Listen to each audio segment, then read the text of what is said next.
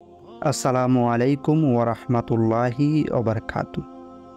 আল্লাহ সব কিছুর নিয়ন্ত্রণ। আল্লাহর হুকুম ছাড়া কিছুই ঘটে না। আল্লাহ মানুষকে যেমন সুদিন দেন, তেমন দুর্দিনও আসে আল্লাহর পক্ষ থেকে। সুদিনে যেমন ক্ষমতার অপব্যবহার না করে আল্লাহর শুকরিয়া আদায় করতে হবে, তেমনি দুর্দিনে ধৈর্য ধরতে হবে। বিপদে পড়লে আল্লাহর সাহায্য কামনা করতে হবে। ধৈর্যের সঙ্গে পরিস্থিতির মোকাবিলা করতে হবে। আল কোরআনে বলা হয়েছে, হে মুমিনরা, ধৈর্য ও সালাতের মাধ্যমে তোমরা সাহায্য কামনা করো। নিশ্চয় আল্লাহ ধৈর্যশীলদের সঙ্গে আছেন। এই আয়াতে আল্লাহ সালাতের আগে ধৈর্যের কথা বলেছেন এবং আল্লাহর সাহায্য লাভের উপায় হিসেবে সালাতের পাশাপাশি ধৈর্যশীলতাকে গুরুত্বের সঙ্গে উল্লেখ করেছেন।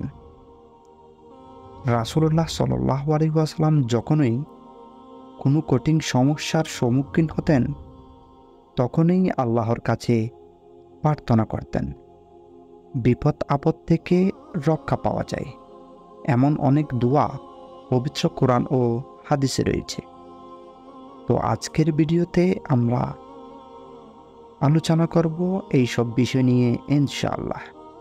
তো ভিডিওটি সম্পূর্ণ দেখার অনুরোধ রইল এবং ভিডিও শেষে ভিডিওটিতে একটি লাইক দিবেন এবং যারা চ্যানেলে নতুন আসছেন অবশ্যই চ্যানেলটিকে সাবস্ক্রাইব করে দিবেন।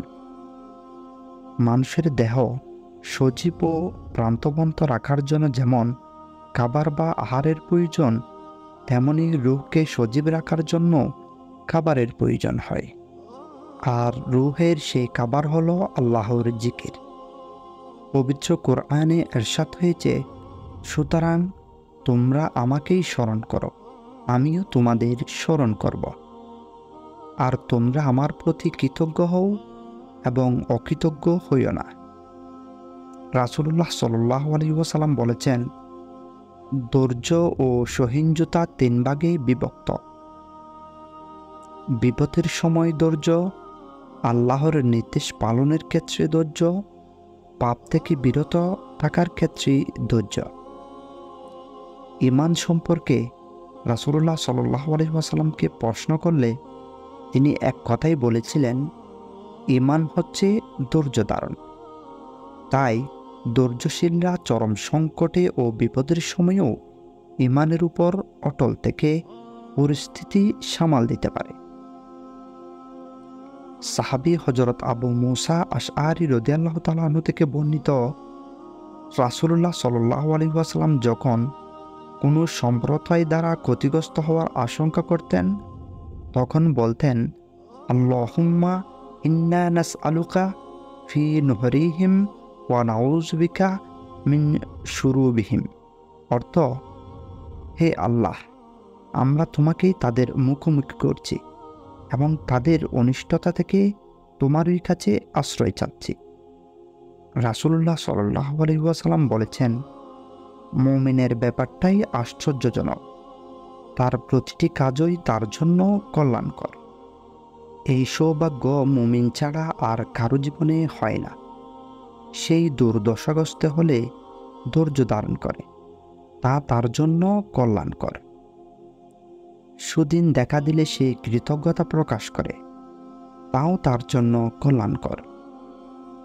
উম্মে সালামা রাদিয়াল্লাহু তাআলা থেকে বর্ণিত, রাসূলুল্লাহ সাল্লাল্লাহু আলাইহি ওয়াসাল্লামকে বলতে শুনেছেন যে, মানুষের উপর কোনো বিপদ এলে সে যেন ইন্না লিল্লাহি ওয়া ইন্না ইলাইহি রাজিউন, আল্লাহুম্মা আজরিনি ফি মুসিবাতি ওয়া আখলিফ লি খায়রাম মিনহা দোয়াটি পাঠ করে। তখন আল্লাহ তাআলা তাকে তার বিপদ দূর করে দেন এবং সে যা কিছু হারিয়েছে তার বদৌলতে তার চেয়ে উত্তম কিছু দান করেন। বিপদের সময় রাসূলুল্লাহ সাল্লাল্লাহু আলাইহি ওয়াসাল্লাম উম্মতদেরও পাঠ করতে বলেছেন, লা ইলাহা ইল্লা আনতা সুবহানাকা ইন্নী কুনতু মিনাজ জালিমিন। অর্থ, একমাত্র তিনিই ছাড়া কোনো মাবুদ নেই, তারই পবিত্রতা বর্ণনা করছি। নিশ্চয় আমি সীমা লঙ্ঘনকারী। অন্য এক হাদিসে রাসূলুল্লাহ সাল্লাল্লাহু আলাইহি ওয়াসাল্লাম বলেন যে, হে আল্লাহ, কোনো বিষয় সহজ নয়। হ্যাঁ, যাকে তুমি সহজ করে দাও। যখন তুমি চাও তখন তুমি মুশকিলকেও সহজ করে দাও।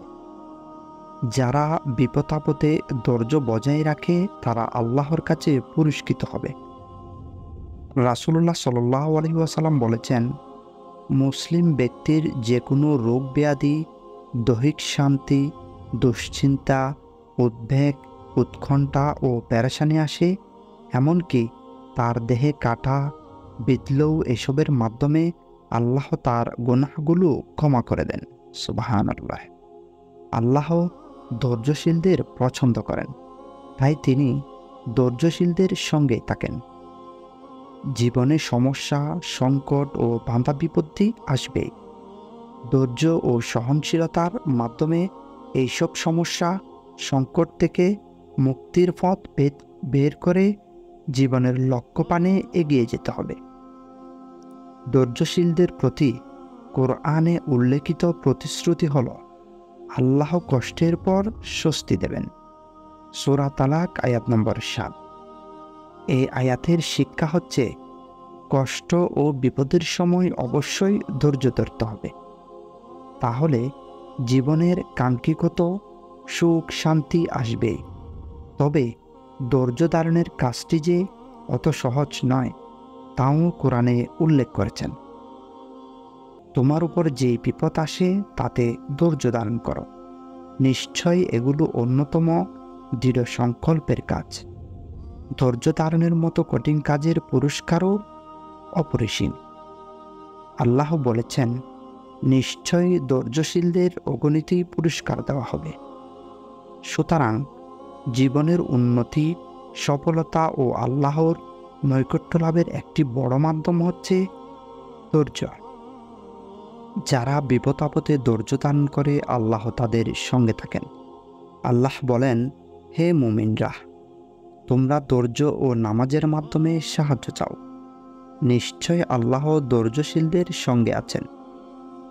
আল্লাহর পথে আহ্বানকারী হওয়া, যারা মানুষকে আল্লাহর পথে আহ্বান করে, আল্লাহ তাদের সঙ্গে থাকেন। আল্লাহ মূসা ও হারুন আলাইহিস সালামকে ফেরাউনের কাছে দ্বীনি দাওয়াত নিয়ে যাওয়ার নির্দেশ দেন। তাদের অভয় দিয়ে মহান আল্লাহ বলেন, তোমরা ভয় পেও না, নিশ্চয় আমি তোমাদের সঙ্গে আছি।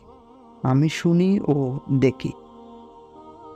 কেউ যখন বিপদগ্রস্ত হয় এবং আল্লাহর কাছে সাহায্য চায়, মহান আল্লাহ তাকে সাহায্য করেন। মহান রব্বুল আলামিন আমাদের সকলকে সর্ব অবস্থায় ধৈর্যশীল হওয়ার তৌফিক দান করুক। আমিন।